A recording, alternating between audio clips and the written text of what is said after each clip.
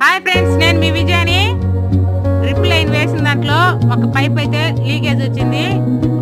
ఆ డ్రిప్ పూర్తి చేసాం కదా, దాన్ని పార తీసుకొని చిన్నగా లోడుకోవాలి. ఎందుకంటే మళ్ళీ డ్రిప్ పైపు మొదలే లీకు.